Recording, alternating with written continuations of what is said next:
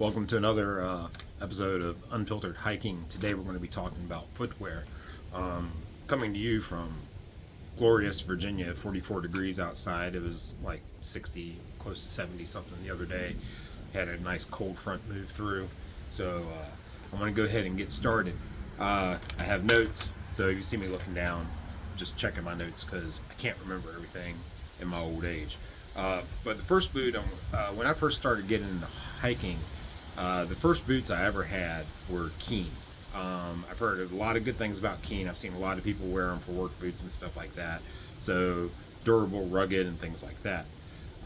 The problem I had with Keen was when I was hiking and I was coming down the hill, down the slope, I could feel my toes bunching up at the end, which I did not like because your toes hurt when that happens.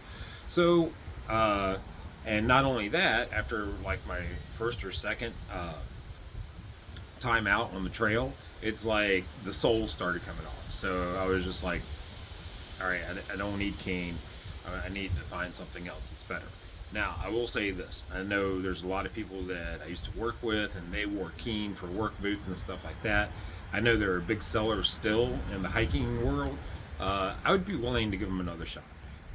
Right now, I got so many shoes and boots and stuff that I'm not going to, do that anytime soon. So I'm just going off of what I know, and I'm sharing what I know with you. All right, so the first one that I'm going to get to is my standard hiking boot, one that I use in the mountains. And I'm going to show you some shoes. They have some wear on them, but at least you know they've been used. These are put out by Merrell. And once again, anything I share, I am not being compensated in any way. I'm just telling you what works good for me. These are put out by Merrell. These are kind of an older boot. These are Merrell Men's NOAB 2 Mid Waterproof boots. Now, I will say this. I've never gotten to the point where I had to see if they're actually 100% waterproof. I have used these as work boots just because we needed steel toes and with what we were doing, and so since I didn't own a pair and I couldn't afford to go out and get another pair, I used these. And I put these things through the ringer as far as working goes. But what I'll say is hiking, it gives good ankle support, has good arch support on the bottom. It has this Vibram that is, I think, specifically made for Merrell as far as cushion and comfort and everything. These are really comfortable shoes. They're not too heavy, so I really enjoy hiking in these boots, especially when I'm up in the mountains. So if I'm taking on steep climbs or rocky conditions or things like that, I will use these, my Merrells, in order to do so. Now, the thing is, you don't always, with how old they are, you may have to get a new Moab 3, Moab 4, or something like that. But be careful in reading the reviews, because when I was looking for a standard, like, hiking shoe, not necessarily a boot, something that's going to be good on more level terrain, not where I'm actually climbing steep hills or paths or anything like that, I ran across a lot of things for like the Moab 3, the Moab 4. A lot of people like the Moab 3s. The Moab 4s, they were kind of disappointed with. So even just because it's newer doesn't mean it's better. So read your reviews, make sure that you get what works best for you. Speaking about hiking shoes, I was doing the same thing. I was looking for Solomon's. I know they're a big name hiker. Hoka is another one. So I was kind of in a rush, and so I found these. And these are Merrell Speed 2 hiking shoes. They also have the Vibram, as you can see. They also have it labeled there. These are really good shoes. I have only been in them about twice. They're really comfortable. I don't have a problem with them. I'll take that back. I had one problem where I had a problem with my toe on one side, but I have sensitive toes anyway. So it could have been just that I haven't broken in the shoe very well. But the other foot was fine. So I think it just takes time to break them in a little bit. Once again, these are lightweight, so they're not going to be heavy on your feet. Good arch support. So if you need something that's a little more for flat land, or maybe not so much of a rise, or you have a rise every now and then, I would suggest these. These are really nice shoes put up by Merrill. They're kind of my go-to as far as hiking goes. The next one I want to talk about is I went on a hike this past weekend. I went up to St. Mary's Falls.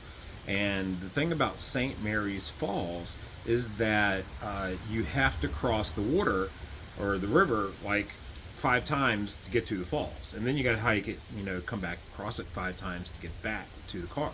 So one of the things that I did was I did my research. I went out and I looked at Go Hike Virginia. It's one of the places I always go, and they had done the exact same hike to St. Mary's Falls. Well, she suggested getting A-liters. I'm looking down, and so I got the men's barefoot slip-on swimming shoe. Now it says that it's not just for swimming; it's for kayaking, anything that you're going to do in the water. And I'll say right now, as far as a shoe goes, these were comfortable. I don't know if you can see that right there, like that arch support that they put in there. You really don't, I mean, even when I bend it, it bends before that arch support. These were comfortable. The thing that I will say is the trail of St. Mary's Falls had a couple sharp rocks that come up. For the most part, I would say probably for 90% and maybe 85% of the trail, these were fine. I had no problem hiking in them. I had no problem trudging through water with them. The uneven ground, the sharp rocks that were on the ground, not a problem. Just every now and then, one would hit me just right, and it would hurt my foot, or it'd make me buckle down or something like that. So I would suggest these. You're not paying a lot of money for these. I've seen water shoes that go up to hundreds of dollars, and I don't know if you can see, but they got like little holes in the bottom, so the water can just kind of drain out. Very reasonable shoe. Amazon, about $30, not too bad. I will say this, also doing St. Mary's Falls, I had Skeletos put out by Fila, like a long time ago. And I had one pair left, and my son was going with me. And I said, here, why don't you use these? And I found another pair of water shoes laying around the house, which I didn't know I had, to give him the options. Now, because the Skeletos were older and I haven't worn them that much, they kind of got age to them. They get a little brittle and stuff. I'll say this, for the most part, he got through all the water and he got to the falls with a little bit where the sole was coming off. But because of how they're made, he was able to jury rig and keep them on, and then came back, and then by the time we got back, both shoes were totally deconstructed. But I'm kind of surprised at how well they did do. Now the thing is, you can't. I don't think Fila makes them anymore. Or actually, I went on Amazon and looked, and they have what's called Easy Slides, but they're like $100, and I'm like, that's crazy. And it looks pretty much the same shoe. Still has that water effect where water can drain out and everything. So that's something to look into too. There's tons of water shoes out there. Just do your research. All right. So the next one is when I went and did Elliot's Knob. I think I told you and all that hey, I forgot to bring my hiking boots. This is what I needed to bring with me, but I ended up having these things. These are New Balances 520s. I got these when I went to the police academy, and they're very light. They're very durable. They were kind of made for CrossFit. Unlike the water shoe where I had the problems with things coming through, the big problem I had with these was stubbing my toe on like every rock. And it was always the same foot. So I don't know if it was really the shoe or whatever, but they really weren't the shoes I needed. But they did in a pinch. And so I was very happy with these. That's one that you could think about if you run short. Maybe you have a favorite tennis shoe that you like to use and wear. The next one, I've never been hiking in them. Once again, it's one of those things where I got it for the police academy, and then I got injured, and so I didn't really need them anymore, but they're a good backup shoe. These are put out by 511. If you're not familiar with 511, they're kind of like a tactical clothing company. So they make tactical pants, tactical shoes, tactical everything. And they run about as much as hiking boots or a good pair of work boots. What I like about these these are the 511 ATAC 2.0s. And ATAC means all-terrain athletic crate. They're good for work shoes. They're light. I've run in these, or I have ran in these, and they held up really good. I've gone back to teaching, so I wear them with my khakis, tactical pants, and so everything seems to work out fine with them. They're light, they're comfortable, they have good arch support, good ankle support. So if my Moabs ever totally disintegrate and die on me, and trust me, I've had to repair them a couple of times. I'll probably go to these. These are not waterproof, but you can get them waterproof. So I'm interested to see how these might do on the trail later on if I need to switch. So that's pretty much it today. Leave in the comments what shoes you like to wear and which shoes you recommend. Once again, these are only the ones that I have used and I can attest for, and I'm sure there's others and possibly even betters out there, maybe even in a better price range. I'm trying to think.